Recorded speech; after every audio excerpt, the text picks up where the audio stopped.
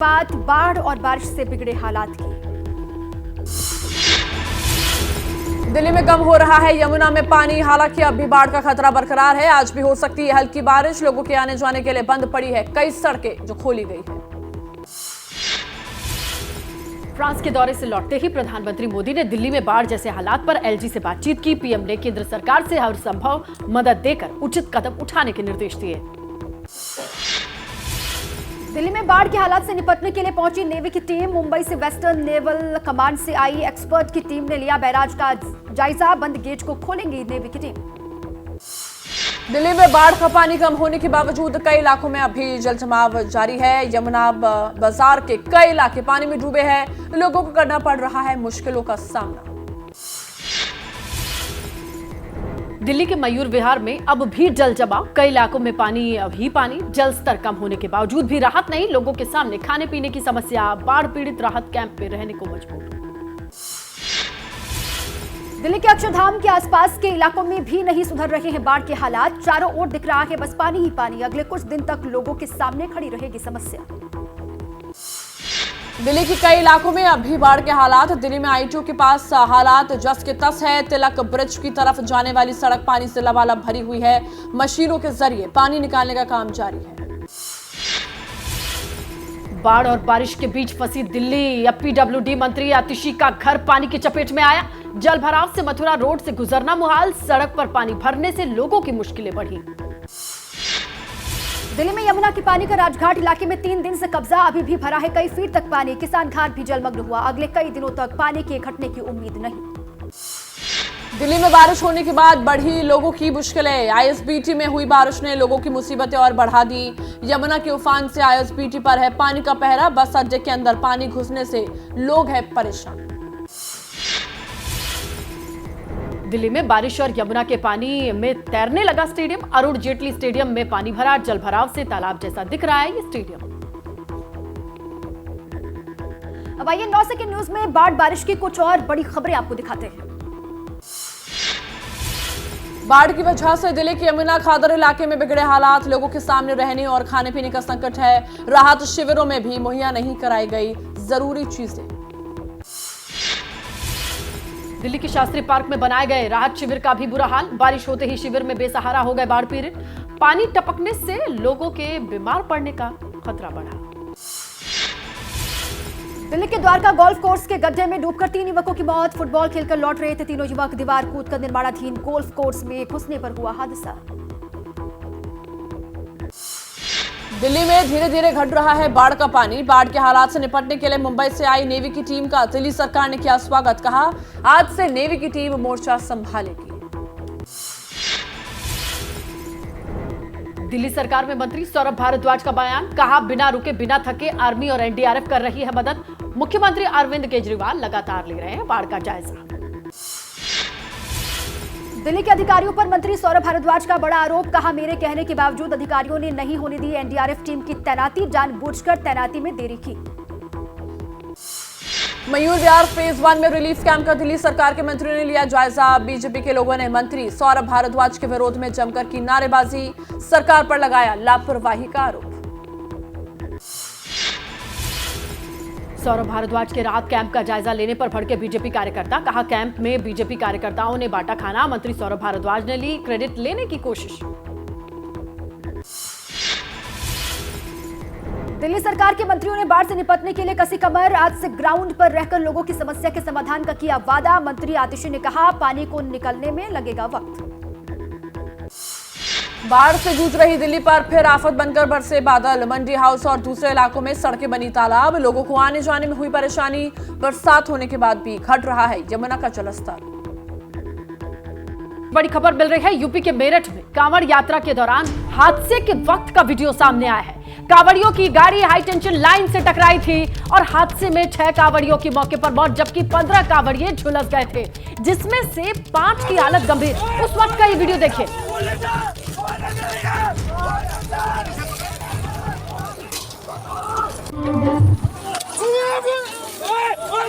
ये उस वक्त का वीडियो है जब ये गाड़ी हाई टेंशन लाइन के तार को छू करके निकली।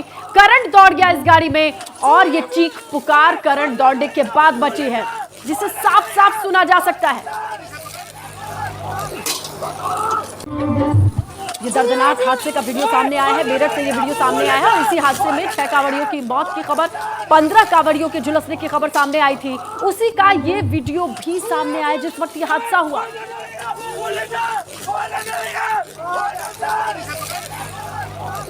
तो जिस वीडियो को आप देख रहे हैं, इसको अगर आप सुनेंगे तो आपको चीख पुकार सुनाई देगी।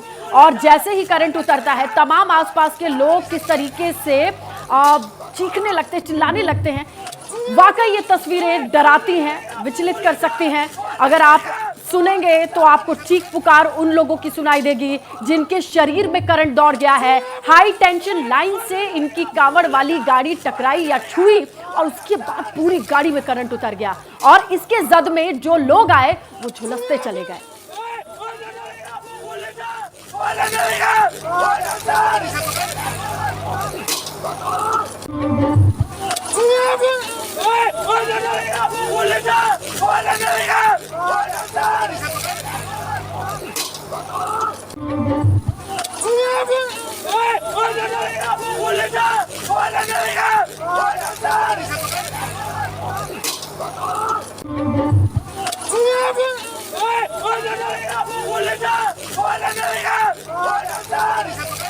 नौ सेकंड न्यूज में देख लेते हैं सैलाब के सितम की कुछ बड़ी खबरें। दिल्ली सरकार ने बाढ़ पीड़ितों की मदद के लिए मंत्रियों को जिम्मेदारी सौंपी। 6 मंत्रियों में बांटी गई दिल्ली। मंत्रियों को सौंपा गया पीड़ितों तक राहत पहुंचाने का जिम्मा। दिल्ली सरकार पर भड़के हकीकत नगर इलाके के लोग केजरीवाल सरकार की नाकामियों के खिलाफ गुस्से का इजहार किया। रिंग रोड पर जाम लगाकर आम आदमी पार्टी के खिलाफ प्रदर्शन किया। दिल्ली में बाढ़ से बिगड़े हालात को लेकर लोगों में गुस्सा। दरिया बनी दिल्ली से नाराज एक शख्स का अनोखा प्रदर्शन। कोट टाई पहने पानी के बीच खड़े होकर मुख्यमंत्री केजरीवाल से मांगा इस्तीफा। दिल्ली में यमुना का जलस्तर घटने से कुछ इलाकों में कम होना शुरू हुआ पानी। मजनू का टीला से आईएसबीटी का रास्ता खोला गया। सड़कों की सफाई का काम भी जारी है। पिछले कई दिनों से इलाके में बने हुए थे बाढ़ के हालात। दिल्ली के कई इलाकों में अब भी बाढ़ जैसे हालात। पानी भरे इलाके को देखने के लिए जमा हुई भीड़। पानी भरे रिंग रोड पर मस्ती करते नजर आए लोग। सेल्फी लेने की होड़ लगी। दिल्ली के कश्मीरी गेट इलाके से नहीं निकला बाढ़ का पानी। तेज बरसात से कश्मीरी गेट में हालात अब भी बेहद खराब हैं। पानी में फंसी गाड़ी को धक्का देकर बाहर निकालते हुए लोग दिखाई दिए। दिल्ली के लोगों के लिए बड़ी राहत। यमुनानगर के हथनी कुंड बैराज से दिल्ली के लिए कम किया गया पानी। यूपी और हरियाणा की ओर डाइवर्ट किया गया। हथनी कुंड बैराज से कम पानी छोड़ने से दिल्ली ने ली राहत की सांस। दिल्ली के मंत्री आतिशी के बयान पर हरियाणा सरकार का पलटवार। बोले दिल्ली को डुबाने वाली साजिश का आरोप बेबुनियाद है। नियम के तहत छोड़ा गया था हथनी कुंड बैराज से पानी। और 9 सेकंड न्यूज में अब देख लेते हैं सैलाब के सितम की कुछ और बड़ी खबरें। यूपी के मथुरा में खतरे के निशान से ऊपर बह रही है यमुना। नदी किनारे बसी कॉलोनियों और देहात में बने लिंक रोडों पर पहुंचा पानी। दिल्ली के पास नोएडा में पुलिस और एनडीआरएफ ने संभाला मोर्चा। पानी में फंसे पशुओं को निकालने के लिए इलाके के लोग भी मदद कर रहे हैं। पानी ज्यादा होने से रेस्क्यू में परेशानी। देश के कई हिस्सों में बारिश का अलर्ट। मौसम विभाग ने पूर्वोत्तर भारत समेत 20 राज्यों में हल्की बारिश होने की जताई संभावना। राजस्थान, मध्य प्रदेश, विदर्भ, दक्षिण गुजरात, कोंकण और गोवा इलाके में भी हो सकती है भारी बारिश।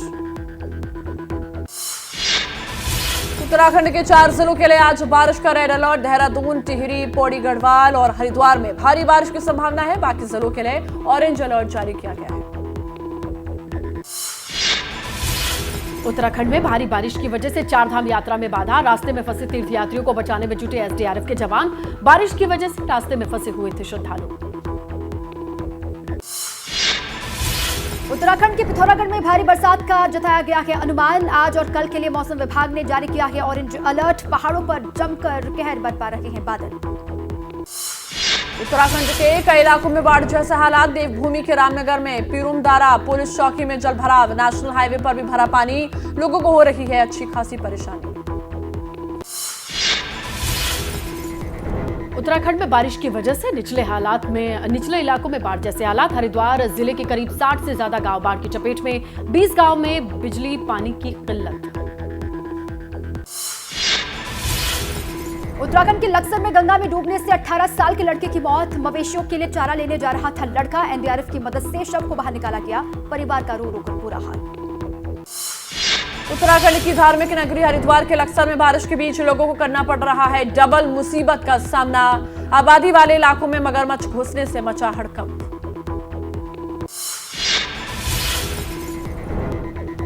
हरियाणा के डिप्टी सीएम दुष्यंत चौटाला ने फरीदाबाद में बाढ़ प्रभावित इलाकों का दौरा किया। कहा, राज्य के 13 जिलों में बाढ़ का असर है। अब तक 20 लोगों की जान गई है। बाढ़ प्रभावित इलाकों के दौरे के बाद हरियाणा के उप मुख्यमंत्री दुष्यंत चौटाला ने बोले, फरीदाबाद और पलवल को डुबाने का दिल्ली ने किया है काम। पहले से की होती तैयारी तो नहीं होते ऐसे हालात। तो देखिए, अब 9 की न्यूज में आपको दिखा देते हैं देश के दूसरे हिस्सों में आई बाढ़ से जुड़ी बड़ी खबरें। हिमाचल प्रदेश के लाहौल स्पीति में भारी बारिश का कहर। खुलासका गांव में अचानक नाले का जलस्तर बढ़ गया। कई घरों में पानी पहुंचा। खेतों में भी मलबा भरा। हिमाचल के सीएम सुखविंदर सिंह सुक्खू का बयान। बोले, इस आपदा में 5,000 करोड़ से ज्यादा का नुकसान हुआ। केंद्र सरकार से अब तक नहीं मिली है कोई सहायता। हिमाचल प्रदेश के पूर्व मुख्यमंत्री जयराम ठाकुर ने किया बाढ़ प्रभावित इलाकों का दौरा। लोगों को मदद का दिया भरोसा। सरकार से पीड़ितों को राहत पहुंचाने की मांग की। हिमाचल प्रदेश के सिरमौर का एक वीडियो वायरल है जिसमें एक पंप अटेंडेंट जान खतरे में डालकर नाले को ठीक करता नजर आया। बारिश और बाढ़ की वजह से लोगों को हो रही है मुश्किल। हिमाचल के बाढ़ प्रभावित हमीरपुर जिले का केंद्रीय मंत्री अनुराग ठाकुर ने किया दौरा। बाढ़ से हुए नुकसान का जायजा लिया। बाढ़ से प्रभावित लोगों से मुलाकात कर हर संभव मदद का उनको दिया भरोसा। हिमाचल प्रदेश के बाढ़ प्रभावित इलाकों से अब तक निकाले गए 24 लोगों के शव। कुल्लू की एसपी साक्षी वर्मा का बयान। विशेष टीमों को कम कनेक्टिविटी वाली जगह पर किया गया है तैनात। पंजाब के कई जिले अब भी बाढ़ से प्रभावित। जालंधर के हालात बिगड़ने के बाद सेना ने मोर्चा संभाला। बाढ़ पीड़ितों की मदद के लिए ताकत झोंकी। सतलुज डैम के पास राहत और बचाव का काम जारी। पंजाब के घग्गर नदी में आई बाढ़ की वजह से तबाही। तेज बहाव की वजह से पंजाब के हरियाणा से जोड़ने वाले नेशनल हाईवे का एक हिस्सा टूटा। हाईवे का हिस्सा टूटने से लोगों की बड़ी मुश्किल। पंजाब के पटियाला संगरूर सीमा पर घग्गर नदी के जलस्तर में इजाफा। पानी की तेज लहरों से डरे लोग। सड़क से लेकर खेतों में पानी का डेरा। किसानों की फसल हुई बर्बाद। बाढ़ और बारिश से दिल्ली हिमाचल ही नहीं परेशान है बल्कि और भी राज्य हैं। 9 सेकंड न्यूज में देख लेते हैं दूसरे राज्यों के हालात। पंजाब में मनसा के कई गांवों में घुसा बाढ़ का पानी। गांव के लोगों ने सरकार और प्रशासन पर लगाया संवेदनहीनता का आरोप। बाढ़ आने के बाद भी सरकार की ओर से कोई मदद नहीं करने का किया गया दावा। पंजाब के फिरोजपुर में बाढ़ ने बरपाया कहर। सतलुज नदी के तेज बहाव में एक व्यक्ति डूबा। डूबने का वीडियो आया सामने। सतलुज नदी में आई बाढ़ की चपेट में आने से कई सड़कों को भी हुआ है भारी नुकसान। मध्य प्रदेश के बैतूल में जान जोखिम में डालकर बच्चे स्कूल जा रहे हैं। उफनाती नदी को पार कर गांव से स्कूल के तरफ बढ़ने का एक वीडियो वायरल है। बाढ़ के हालात बनने के बाद बच्चों के सामने स्कूल जाने का कोई दूसरा जरिया नहीं।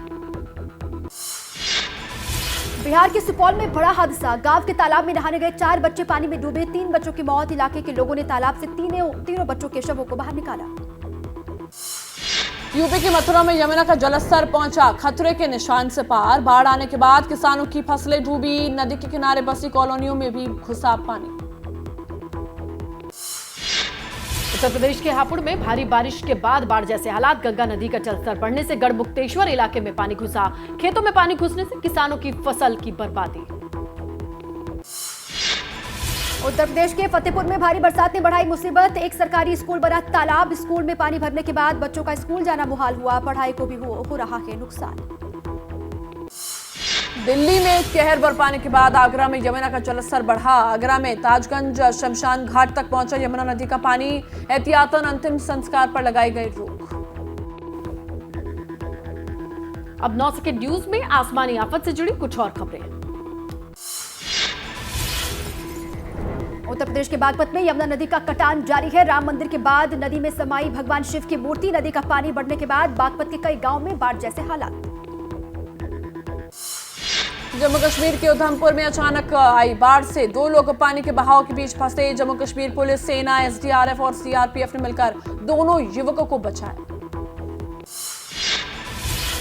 दक्षिण कोरिया में हुई भारी बारिश के चलते अचानक आई बाढ़। घर और दुकानों से पानी बाहर निकलते देखा, लोग बाहर भागे। बाढ़ के चलते अब तक 26 मौतें, 10 लापता। दक्षिण कोरिया में और बिगड़ सकते हैं हालात। चीन में लगातार हो रही भारी बरसात के चलते मची तबाही। घरों और खेतों में भरा पानी। बाढ़ के चलते सड़कें बनी तालाब। शहरों से संपर्क टूटा। लोगों को किया जा रहा है लगातार रेस्क्यू। बात कर लेते हैं बिहार में चल रहे सियासी संग्राम की। आइए देखते हैं। पटना में बीजेपी के विरोध प्रदर्शन के दौरान लाठीचार्ज का मामला सुप्रीम कोर्ट पहुंचा। याचिका में पुलिस साजिश का जिक्र करती नजर आई। मामले में सीबीआई, एसआईटी से जांच कराने की अपील की गई। लाठीचार्ज में बीजेपी कार्यकर्ता की मौत के मामले में पटना हाईकोर्ट में भी अर्जी दाखिल। सरकार के इशारे पर पुलिस कार्रवाई का दिया गया हवाला। कोर्ट की निगरानी में जांच की अपील। लाठीचार्ज पर बनाई गई बीजेपी जांच दल से सदस्य सांसद मनोज तिवारी का बयान। पूर्व नियोजित था 13 जुलाई को बीजेपी कार्यकर्ताओं पर लाठीचार्ज। प्रशासन ने अचानक बदला मार्च का रूट। पटना में हुए लाठीचार्ज के खिलाफ बीजेपी का जारी है विरोध प्रदर्शन। दरभंगा में बीजेपी कार्यकर्ताओं, नेताओं ने धरना दिया। नीतीश कुमार, तेजस्वी यादव के खिलाफ नारेबाजी की गई। बीजेपी सांसद सुशील कुमार मोदी ने बिहार सरकार पर उठाए सवाल। मौजूदा शिक्षकों को समय पर नहीं मिल रही है सैलरी, तो नए भर्ती हुए शिक्षकों को वेतन कैसे दे पाएगी नीतीश सरकार। जन अधिकार पार्टी अध्यक्ष पप्पू यादव अपने कार्यकर्ताओं के साथ उतरेंगे सड़कों पर। बिहार में शिक्षक भर्ती में डेमिसाइल नीति लागू करने की मांग को लेकर पटना में करेंगे चक्का जाम। आगे बढ़ेंगे 9 सेकंड न्यूज में। अब देख लेते हैं 2024 लोकसभा चुनाव से जुड़ी कुछ बड़ी खबरें। आम चुनाव के लिए विपक्षी दल अपना कुनबा बढ़ाने में जुटे हैं। कांग्रेस ने 2 और छोटी पार्टियों यूपी से अपना दल कमेरावादी और तमिलनाडु की एमएमके को बेंगलुरु बैठक का न्योता भेजा।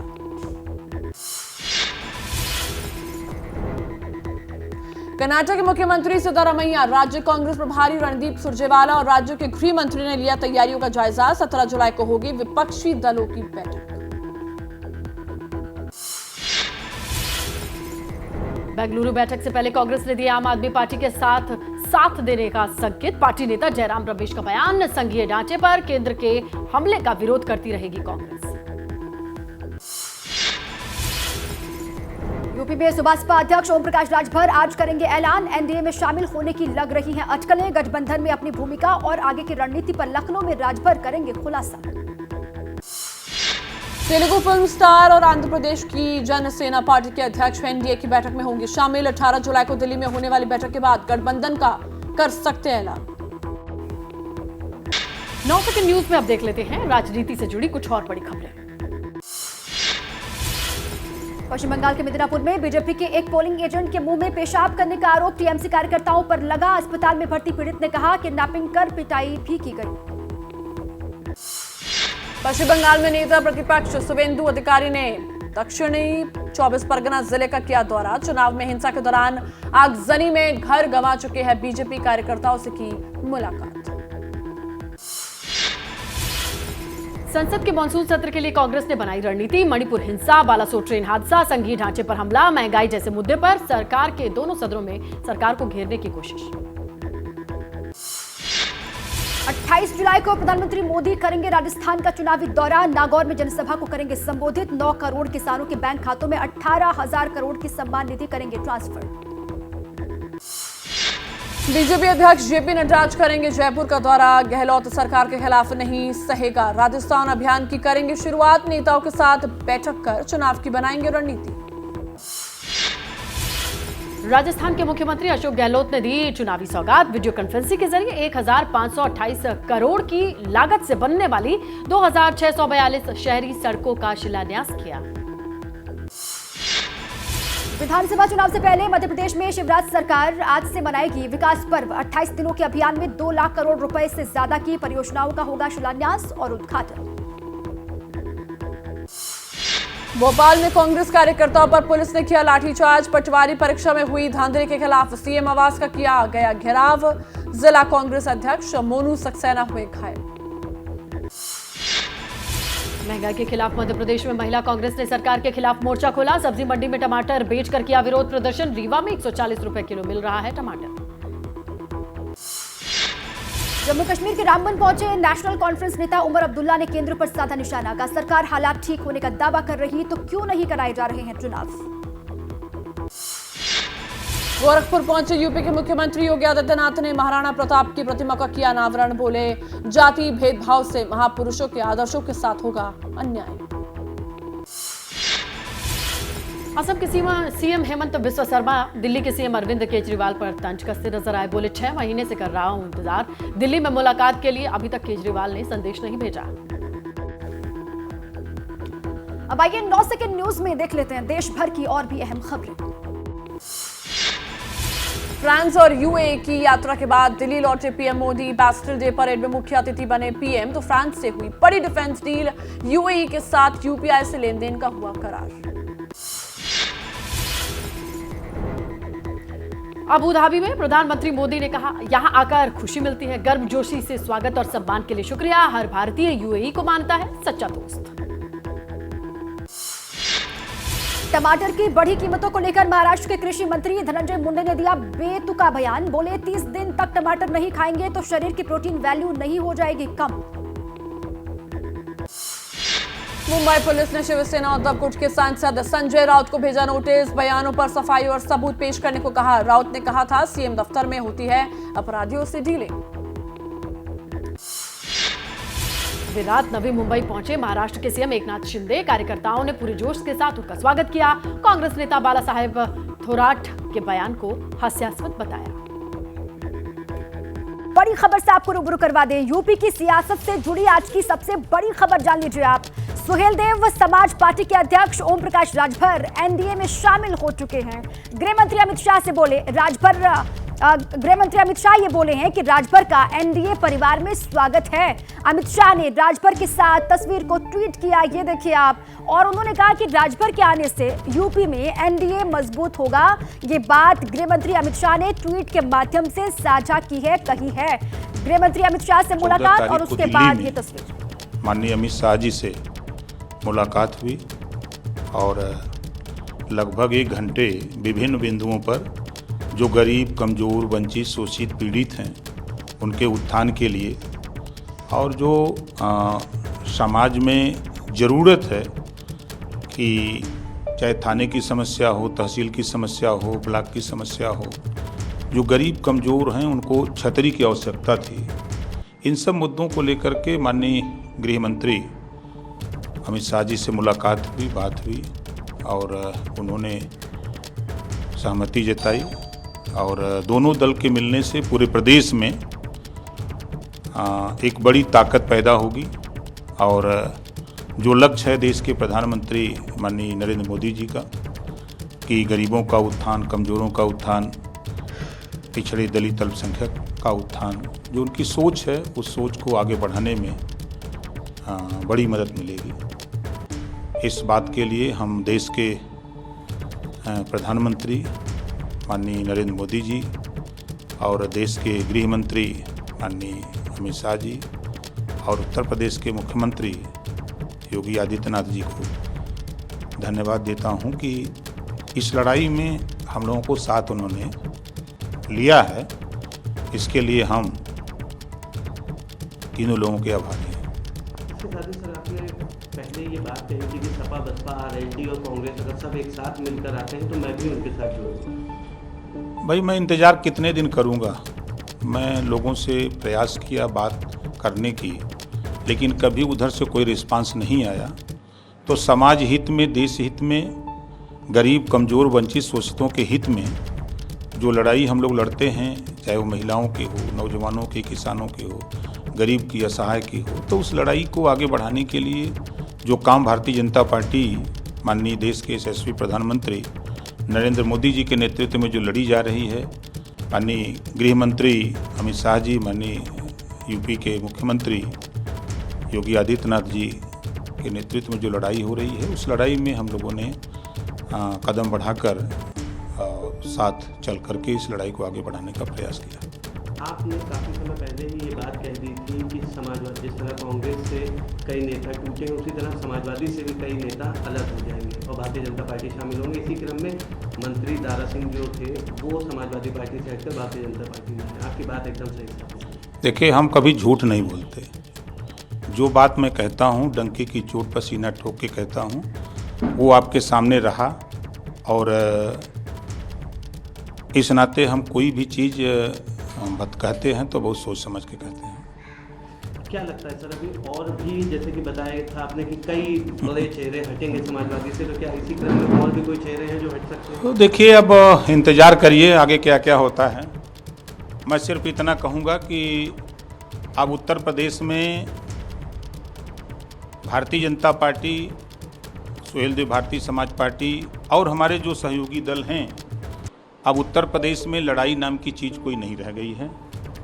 अब चाहे जो जितना बोल ले, हल्ला कर ले, चिल्ला ले, धरातल पे अब कुछ बचा नहीं है कि जो कोई मोर्चा बना के लड़ाई लड़ ले। अब जो लक्ष्य है, भारतीय जनता पार्टी ने जो लक्ष्य रखा है उत्तर प्रदेश में, जो माननीय तो सुना आपने ओम प्रकाश राजभर को। वो ये कह रहे हैं कि उत्तर प्रदेश में अब देखिए कोई टक्कर में है ही नहीं, मुकाबले में कोई है ही नहीं। और एनडीए में वो गए हैं। एनडीए में आने के बाद उन्होंने क्या कुछ बड़ी बातें कही, आपको एक बार फिर से बता दें। उन्होंने कहा कि एसपी बीएसपी से रिस्पांस नहीं मिला और जहां से रिस्पांस मिला उनके साथ हम चले गए। हमारे साथी वीरेश पांडे जुड़ चुके हैं अधिक जानकारियों के साथ। वीरेश, देखिए यही तो होना था, आज नहीं तो कल यही होना था और ये हो गया। अब ओम प्रकाश राजभर भी कह रहे हैं कि एसपी बीएसपी और दलों से संपर्क किया, उनसे रिस्पांस नहीं मिला और जहां मिला उनके साथ चले गए। देखिए, जो ओम प्रकाश राजभर की अंदाज है, जो उनका स्टाइल है, यही अंदाज हमने 2021 में भी देखा था जब वो समाजवादी पार्टी के गठबंधन के साथ गए थे। उन्होंने कहा था कि अब यूपी में सबका सफाया है, भाजपा का सफाया हो जाएगा, कोई नहीं बचेगा। आज फिर वो कह रहे हैं जब एनडीए में आए हैं कि अब कोई नहीं बचेगा, कोई टक्कर में नहीं है, सब कुछ साफ हो जाएगा। लेकिन हाँ, 21 में उनकी वजह से भारतीय जनता पार्टी को 22 में जो विधानसभा का चुनाव था उसमें मुश्किलों का सामना करना पड़ा था। लास्ट का जो फेज था, यानी पूर्वांचल का जो फेज था, जिन जिलों में ओम प्रकाश राजभर की पकड़ है, उनकी जातीय समीकरण उनके हिसाब से है। जैसे राजभर कम्युनिटी है, अनिल राजभर को कैबिनेट मंत्री बनाने के बावजूद भी भारतीय जनता पार्टी वो स्थान नहीं पा सकी थी राजभर कम्युनिटी में। और यही वजह है कि एनडीए में अमित शाह ने शामिल किया है ओम प्रकाश राजभर को। याद करिए 2016 की बात, यानी 2016 में, यानी 17 में सरकार बनने से पहले 2016 में अमित शाह ने ही ओम प्रकाश राजभर को पार्टी में, एनडीए में शामिल किया था, गठबंधन किया था। मऊ में एक बहुत बड़ी रैली की थी। हालांकि एक बड़ी रैली अब खुद मऊ में होने जा रही है। अभी भी दर्शकों को मैं बड़ी जानकारी दे दूं कि एनडीए की अमित शाह के नेतृत्व में ओम प्रकाश राजभर की मौजूदगी में एक महीने के अंदर मऊ में एक बड़ी रैली बिल्कुल ठीक है, एक बड़ी रैली होने वाली है जिसमें केंद्रीय गृह मंत्री अमित शाह दिखाई देंगे और उसमें मौजूद रहेंगे सुहेलदेव भारतीय समाज पार्टी के चीफ ओम प्रकाश राजभर। ये बड़ी जानकारी आप दे रहे हैं वीरेश, शुक्रिया आपका पूरी जानकारी के लिए, आप रहे हमारे साथ। बात अब दिल्ली में सैलाब के सितम की।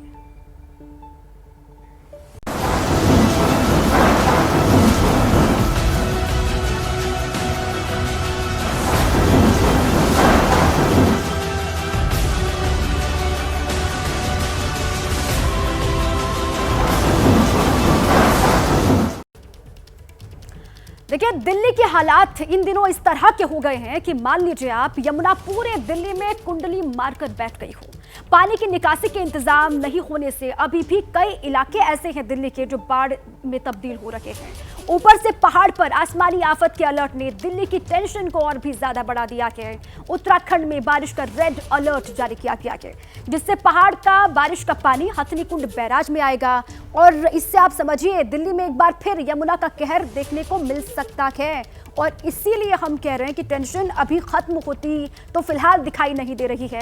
ये तस्वीर आप देख लीजिए, अलग अलग हिस्से किस तरीके से बाढ़ ग्रस्त हैं, यमुना में तब्दील हो चुकी, यमुना का पानी यहाँ पर आ चुका है या फिर दिल्ली के अलग अलग हिस्से यमुना में तब्दील हो गए हैं, ये फर्क कर पाना बहुत मुश्किल है। अक्षरधाम की तस्वीर, ITO बैराज की तस्वीर, ITO की तस्वीर देख रहे हैं, लाल किला, कश्मीरी गेट और मजनू का टीला की तस्वीर आपके सामने। ये अलग अलग हिस्सों की कमोवेश एक जैसी तस्वीर आपके सामने है।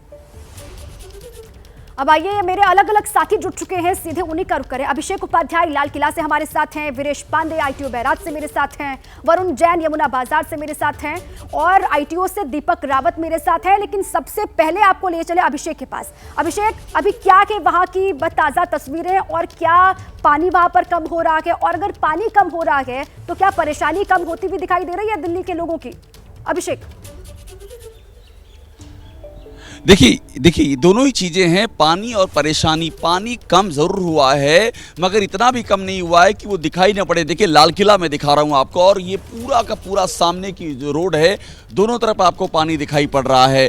और परेशानियों की जहाँ आप बात करेंगी, परेशानियाँ कई तरह की हैं। एक तो ये पूरा रास्ता ब्लॉक है, ये तात्कालिक परेशानी, लेकिन इस पानी के ख़त्म होने के बाद की जो स्थितियाँ हैं, जो महामारी का खतरा मंडरा रहा है, वो एक बहुत बड़ी चुनौती है। और जिनके इस पानी में जिनके घर दुकानें जो डूब गए हैं, जो अभी भी विस्थापित कैंपों में अपने घर में नहीं लौट पाए हैं, वो एक और बड़ी चुनौती है। और एक बात मैं आपको और बताऊं, एक जो सबसे बड़ी समस्या आने वाली है इस पानी के जाने के साथ में, कि जो विस्थापित हुए हैं अब उनकी जिंदगी रोजी रोटी का जरिया क्या होगा, क्योंकि वे अपना सब कुछ गंवा चुके हैं और इस पर भी ध्यान देने और काम करने की जरूरत है। जी बिल्कुल ठीक है। अभी यहाँ पर फिलहाल तो परेशानी कम होती नहीं दिखाई दे रही है। पानी कम भी होगा तो महामारी का खतरा बना हुआ है, यहाँ के लोगों के लिए रोजी रोटी का संकट बनता हुआ आगे दिखाई दे रहा है। विदेश जी, ITO बैराज में क्या तस्वीर है? पानी कम हो रहा है, परेशानी कम होती भी दिखाई दे रही है वहां पर? देखिए यहाँ की तैयारी को दिखाऊंगा मैं आपको। अपने कैमरामैन प्रेम सिंह से कहूंगा कि ऊपर चढ़ें। नेवी और सेना के जवानों ने मोर्चा संभाल लिया है और कुछ क्षण में आप देखिए ये एक्सक्लूसिव तस्वीरें केवल और केवल ABP न्यूज़ पर, कि सेना और नेवी के जवान यहाँ पर जो गेट है उसे खोलने की कवायद में लगे हुए हैं। कल से नेवी के जो जवान हैं वो मुंबई से आकर कोशिश कर रहे थे, अंदर वो मास्क लगाकर, ऑक्सीजन मास्क लगाकर पानी के अंदर जाकर उन्होंने खोलने की कोशिश की, लेकिन केवल एक गेट पर खोलने में उन्हें कामयाबी प्राप्त हुई। लेकिन आज 4 गेट खोलने की उनकी कोशिश है। सवेरे लगभग 1 घंटे पहले ये सारे जवान आए हैं और उनसे जब हमारी बात हुई, इनके नेतृत्व एक कर्नल साहब एक नेतृत्व कर रहे हैं, उनसे जब हमारी बात हुई, उनका कहना था कि कल तक हम लोगों ने काम लगभग पूरा कर लिया था, लेकिन हमारी कोशिश ये है कि आज चारों के चारों गेट को खोल दिया जाएगा। कुछ मशीनों की कमी थी, उन मशीनों को भी मंगा लिया गया है। मुंबई से उन मशीनों को मंगा लिया है नेवी ने, और आर्मी के जवानों की सहायता के साथ नेवी के जो जवान हैं, जो गोताखोर हैं, उनको भी बुलाया गया। मुंबई से गोताखोर भी हैं, मुंबई के से आए जो गोताखोर नेवी के हैं, लगभग 4 से 5 अभी भी जो ये यमुना का पानी आप देख रही हैं, इसके अंदर ऑक्सीजन का मास्क लगाकर, ये एक्सक्लूसिव तस्वीरें दिखाना चाह रहा हूं मैं आपको, जो ऑक्सीजन के मास्क लगाकर अंदर जाकर उस मशीन को, उस गेट को खोलने की कोशिश कर रहे हैं। अत्याधुनिक मशीनों से लैस नेवी के जवान, आर्मी के जवान पहुंच चुके हैं। ये एक्सक्लूसिव ABP न्यूज़ पर ये तस्वीरें हैं। ये ITO बैराज है, ये यमुना बैराज है जो हरियाणा सरकार के नियंत्रण में है, और आप देखिए कि क्रेन भी लगाया गया है। ये क्रेन से उस गेट को खोलने की कोशिश है कि उस क्रेन से उसको तान के ऊपर उठाया जाए गेट को, और मशीनों को किसी तरीके से, जो जंग लगी हुई मशीनें आपको दिखाई पड़ रही हैं, जो लापरवाही की ये मशीनें आपको दिखाई पड़ रही हैं, कई वर्षों से 13-14 वर्षों से इन मशीनों को खोला ही नहीं गया। नहीं खोलने की वजह से ये बाढ़ और विभीषिका का जो दृश्य दिल्ली में देखने को मिल रहा है, देश की राजधानी में, वो आपको देखने, ये देखिए जंग लगी हुई ये सारी मशीनें हैं, ये सारा यंत्र है, यहाँ पर संयंत्र है, और इसकी स्थिति दुर्व्यवस्था में एक्सक्लूसिव ABP न्यूज़ पर अपने दर्शकों को दिखाना चाहता हूं। ये सिस्टम के खस्ता हाल, उसकी बदहाली, उसकी बदबूपन का ये नतीजा है, जिसकी वजह से हजारों लाखों लोग बेघर हो चुके हैं, और दिल्ली जो देश की राजधानी है उसकी नाक कट रही है, बदनामी हो रही है। पूरे संसार में स्मार्ट सिटी एक बाढ़ में धुल गई है। उसका ये जंग सिस्टम पर है, जिसको लगातार ठीक करने का काम भी यहाँ पर किया जा रहा है। आप बता रहे हैं कि टीमें वहां पर लगातार काम कर रही है, जो गेट को खोलने के प्रयास में जुटी हुई हैं। उम्मीद भी ये की जा रही है कि आज साथ 4 जो गेट बंद हैं वो खोल दिए जाएं और पानी का लेवल धीरे धीरे कम हो। वरुण, यमुना बाजार के क्या हाल है आज, क्या तस्वीर आप दिखा सकते हैं वहां से?